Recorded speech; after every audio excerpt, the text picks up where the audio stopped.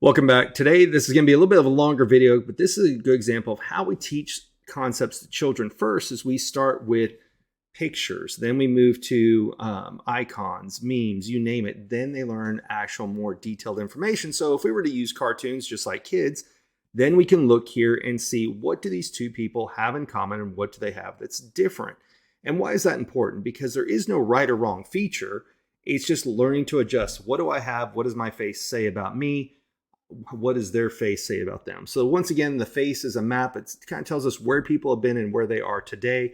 Do our faces change over time? They absolutely do. So taking a look at the two people here, let's say that they met on a dating app, Hinge, Bumble, Tinder, Plenty of Fish, whatever else is out there. What do they have in common and what's different? So going from left to right, because that's how we learn to read a book, we'll start with him. So he's got straight eyebrows, get straight to the point. What does she have? She has angled eyebrows. Now, of course, it's not a perfect angle like you would see on some people, but this is the artist's rendition of it. So that's more angled than it is straight.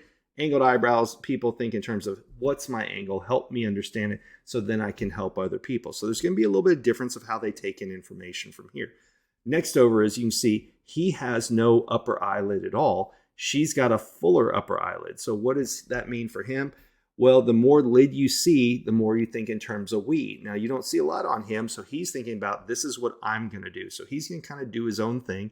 If other people join him, it's a bonus. It's not a requirement. What does she have? She has a fuller upper lid, so she's more of a we person. You use more inclusive language when talking to her.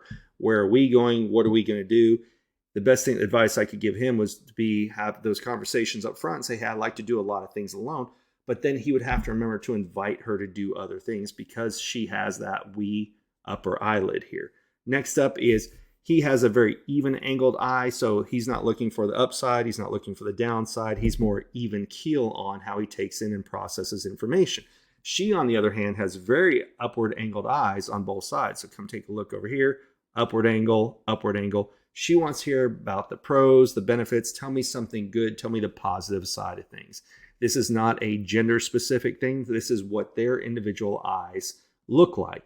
So when you're talking to her, if you have to deliver bad news, you have to start with what's the upside, and then you can work to the downside. If you come and approach her with a lot of negative language right up front, she's going to shut down. Again, his more even keel, so he's listening for either side. Doesn't really matter one way or the other. Now, he has a very flat upper lip. Flat upper lips, we have the basic phrase that says, keep a stiff upper lip. That's be stoic. Don't really share a lot of emotion. So when you see a flatter upper lip on someone, don't expect them right out of the gate to talk about themselves very much. They're very quiet until they feel like people have earned the right to know who they are. Conversely, she has a very full upper lip right here. So she's going to want you to ask her personal questions. So this can create some strife. If they were to go on an initial date, he's going to be kind of tight-lipped about himself.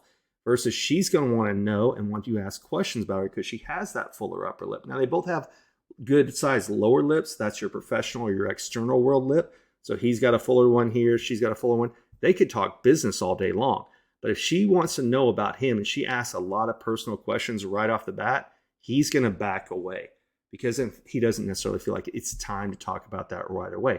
Now, once that floodgate is open, it's game on. He will be an open book. But anybody who has a flatter upper lip, again, think of keep a stiff upper lip, hide your emotions initially, very stoic type personality. What does she have that he doesn't? The artist drew in right here a verbal affirmation line. So when you see that verbal affirmation line on somebody, you know this horizontal line here is someone who thrives off sincere verbal compliments. If you've ever read the book, The 5 Love Languages, that is words of affirmation goes a long way with her. We don't see that drawn in by the artist right here. What's something they do have in common? They both have good, strong chins. So you don't have to walk on eggshells around either one of them. If you have to have those difficult conversations, it's easy for them to do. Now, this is if they are at a romantic phase. What about if you're selling to these two individuals? Well, for him, straight eyebrow, get straight to the point.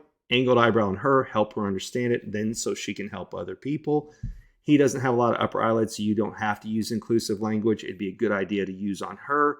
He's got that even eyebrow or even angled eye, so you can talk about the pros or the cons. For her, you better start off with the features and benefits. If you come in talking about all the problems, she's going to shut down. For him, if you did a strictly transactional sale because he's got that flat upper lip, he'd be fine with it. He's like, oh, it's just part of doing business that with that full lower lip. However, because she has that fuller upper lip, if you don't ask her about her and you keep it transactional, she's going to be very upset about that. And so she will actually just feel like you took advantage of me.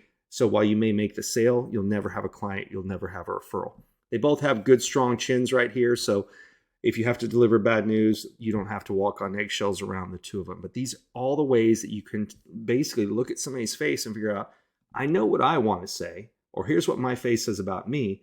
What do I need to adjust to speak their language? What do we have in common? What do we have that's different?